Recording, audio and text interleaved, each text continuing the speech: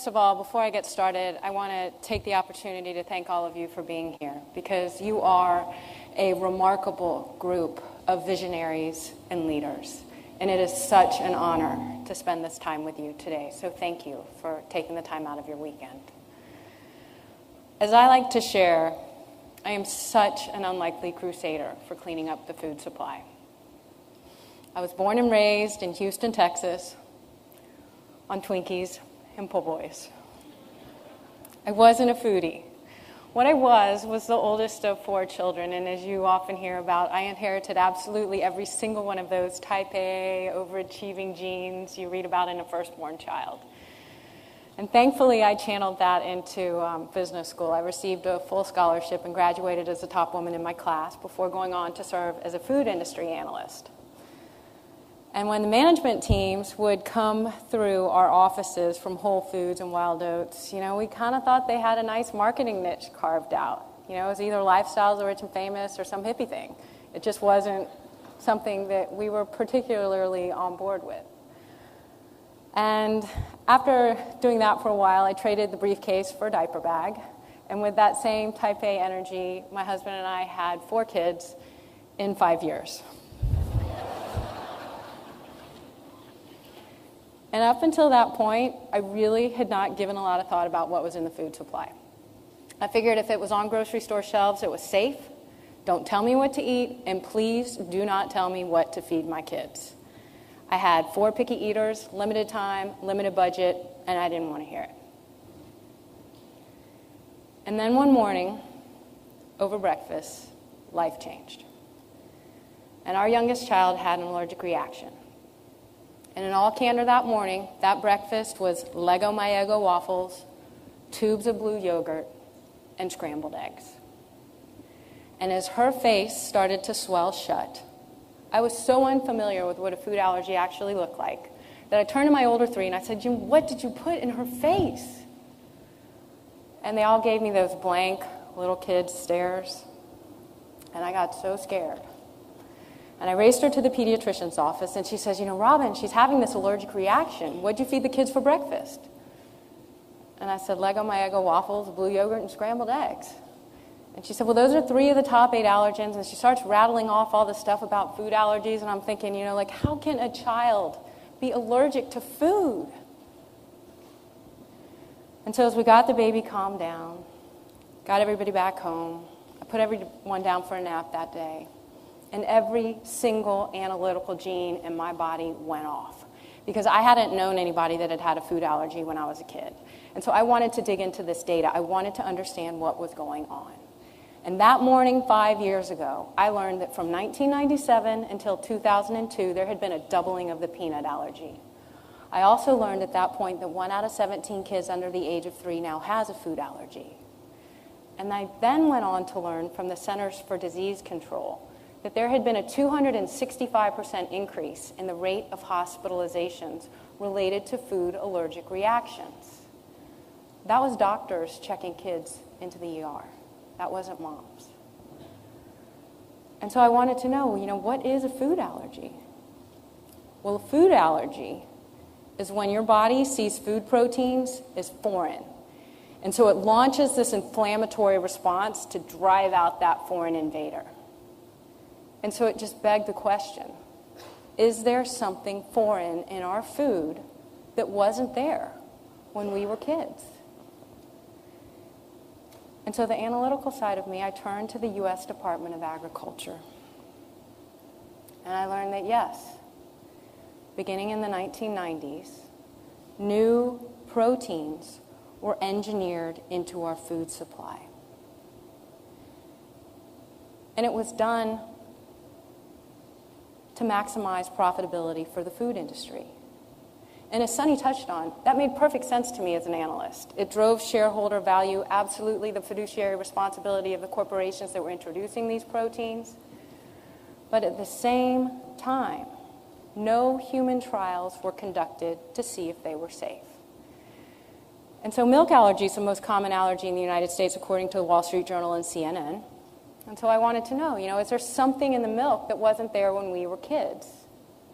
And beginning in 1994, in order to drive profitability for the dairy industry, Scientists were able to create this new genetically engineered protein and this synthetic growth hormone and inject it into our cows to help them make more milk. The business model makes perfect sense. It's a brilliant one.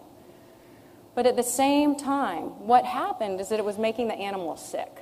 It was causing ovarian cysts, it was causing mastitis, it was causing lameness, it was causing skin disorders, and for that reason, it increased antibiotic use in those animals. And so governments around the world said, we're going to exercise precaution, and we are not going to allow this into our dairy and into our milk supply because it hasn't yet been proven safe. We took a different approach.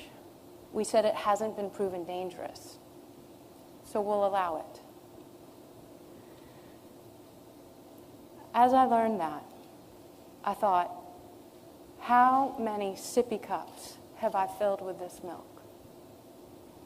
And how many bowls of cereal have I poured it on for my husband, not knowing that Canada, the UK, Australia, Japan, New Zealand, and all 27 countries in Europe didn't allow it when it was introduced in the US in 1994. And so I wanted to know, what are the conditions that we're seeing here in the US? Because one of the concerns around this new growth hormone, this synthetic protein, was that it also elevated hormone levels that were linked to breast, prostate, and colon cancer. And so I turned to remarkable organizations like Livestrong and the American Cancer Society because I wanted to know what the rates of cancer were in the US versus the rest of the world. The US has the highest rates of cancer of any country on the planet.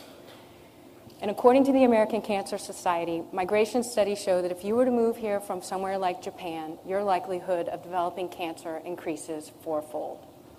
1 out of 2 American men and 1 out of 3 American women are expected to get cancer in their lifetime. I also learned that 1 out of 8 women has breast cancer. But then what I learned is that only 1 in 10 of those breast cancers are genetic, which means 9 out of 10 of them are environmentally triggered.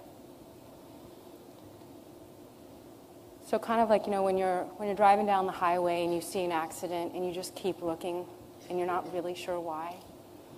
I wanted to know, are these other allergies that we're seeing, have foreign proteins been introduced into our food there too?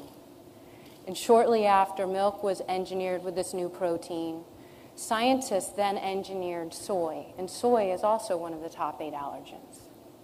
And again, to drive profitability for the soy industry, because soy is primarily used to fatten livestock, scientists were able to engineer the soybean so that it could withstand increasing doses of weed killer. And the business model, as an analyst, made perfect sense. You engineer the seed so that you can sell more weed killer. And at the same time, you've engineered something new into that seed so that you can patent it. So now you've got a patent on the seed and you're selling additional weed killer. But once again, governments around the world said, no studies have been done to show if this is safe to feed to the livestock and to feed to our consumers. And so we're going to exercise precaution in order to prevent the onset of any disease that may result. And in 1996, here in the US, we took a different approach. As I kept learning more about food allergies, I was hearing concern from parents about a corn allergy. And so I wanted to know, did corn get engineered?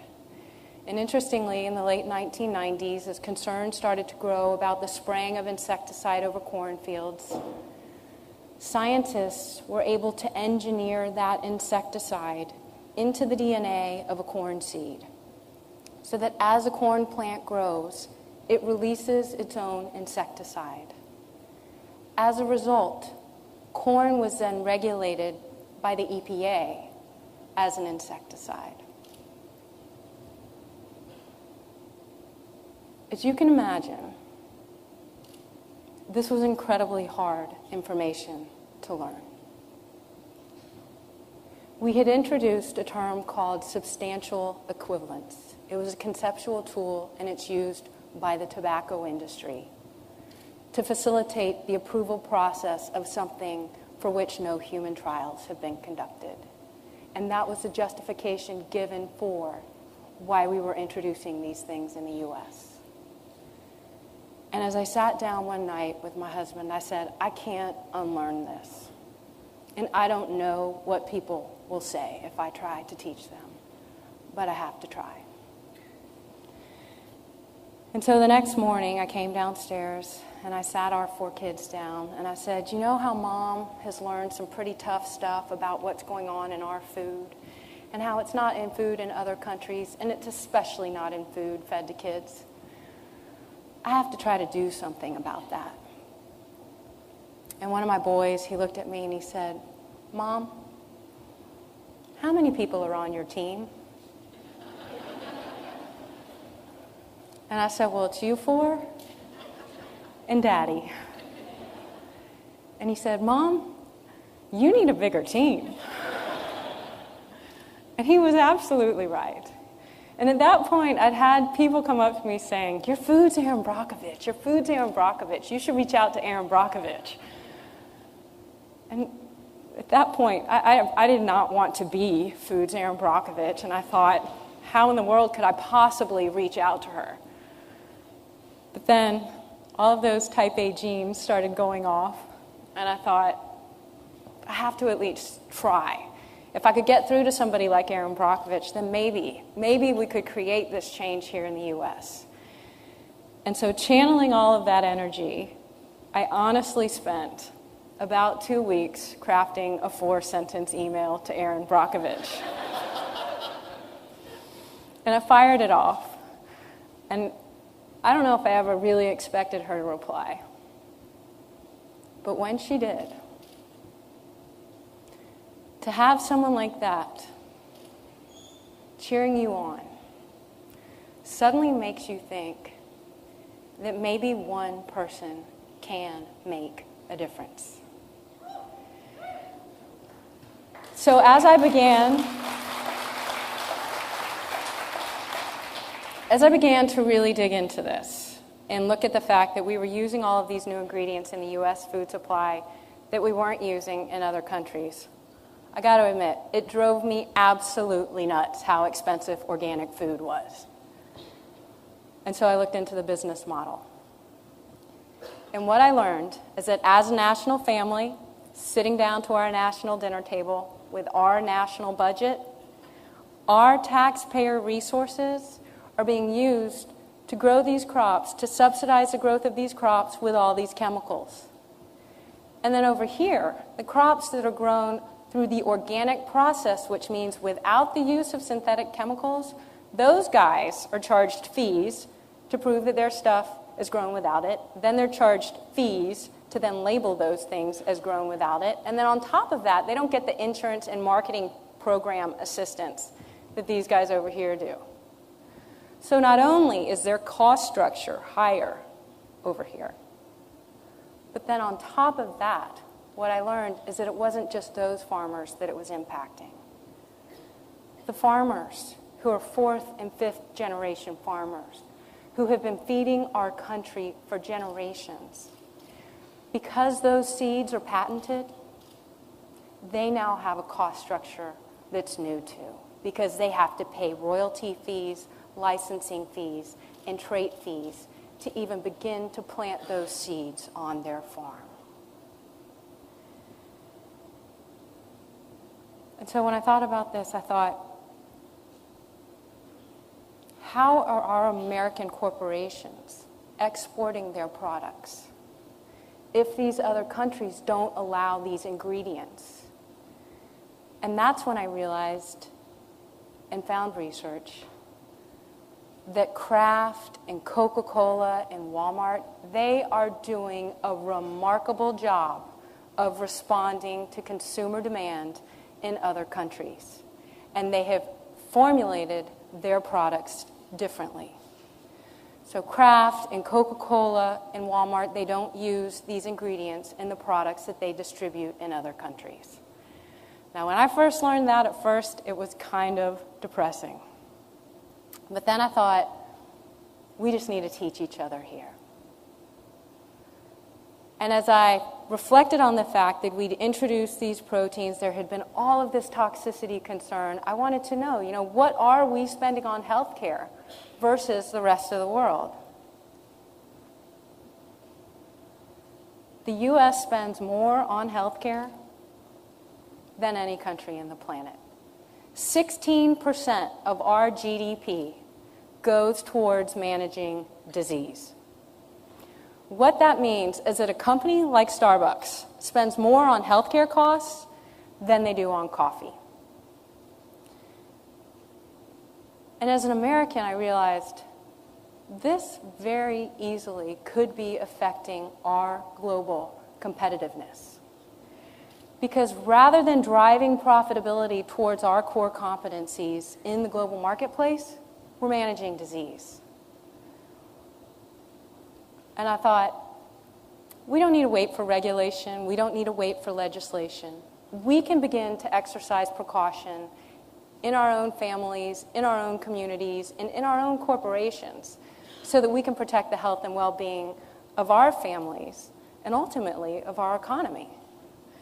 And as I was coming through all of this knowledge and having dismissed all of it, it was pretty paralyzing. But then I realized you can't make the perfect the enemy of the good.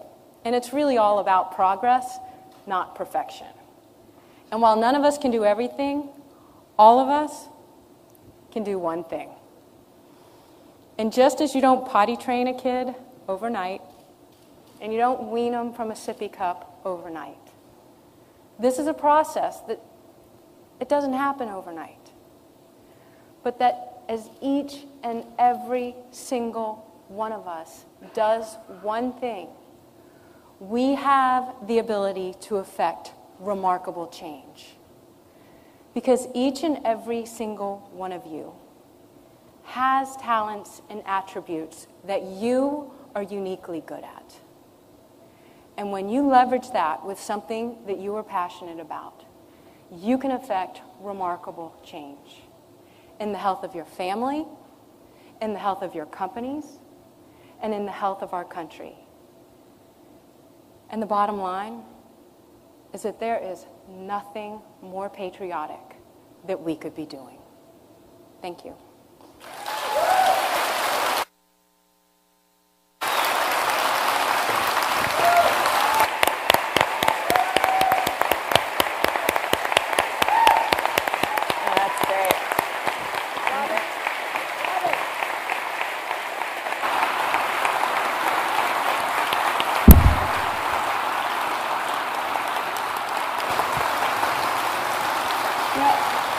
You may get a standing ovation every time you give this talk, but we don't get to give them all the time. So thank you for taking that in.